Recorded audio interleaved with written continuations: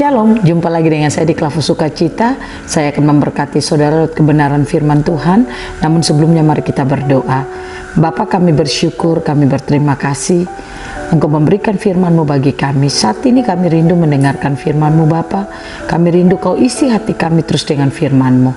Amin. Pembacaan firman Tuhan dalam kitab Injil Matius pada pasalnya yang ke-26, ayatnya yang ke-29, demikian bunyi firman Tuhan. Akan tetapi aku berkata kepadamu, mulai dari sekarang aku tidak akan minum lagi hasil pokok anggur ini sampai pada hari aku meminumnya, yaitu yang baru bersama-sama dengan kamu dalam kerajaan Bapakku. Pencinta Klavus yang diberkati oleh Tuhan, kematian Yesus di kayu salib itu terjadi hanya sekali. Kematian Yesus di kayu salib itu tidak terjadi dua kali, tapi hanya sekali.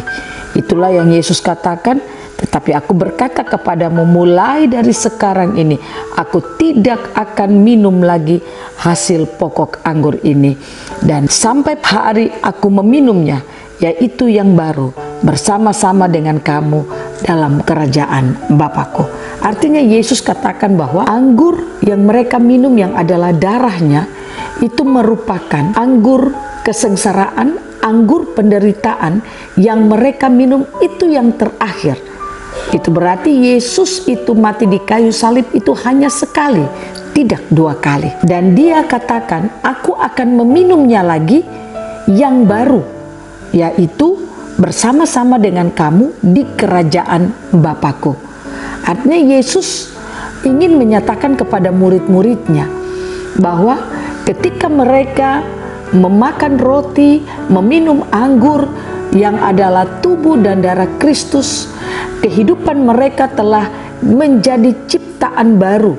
Mereka disucikan, mereka dibenarkan, dan apa yang mereka alami itu, Ia mau supaya mereka terus membangun hidup mereka sehingga mereka akan bersama-sama dengan Dia di kerajaan Bapa di sorga.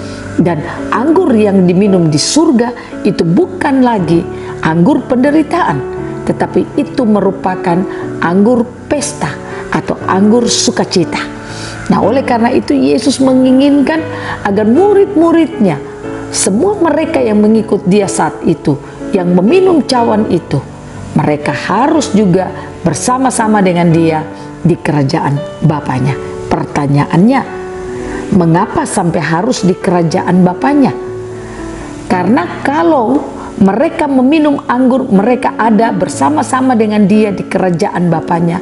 Itu berarti Dia katakan bahwa ketika mereka telah mengalami pengampunan dosa dan ketika mereka telah mengalami kehidupan baru lewat peristiwa kematiannya di kayu salib, maka dikatakan mereka tidak akan lagi mengalami kehidupan yang ditekan oleh dosa, dan mereka tidak akan terintimidasi lagi dengan dosa. Itu berarti bahwa ketika mereka ada di kerajaan Bapa, menggambarkan ada sukacita, ada damai sejahtera yang akan mereka alami dalam perjalanan kehidupan mereka.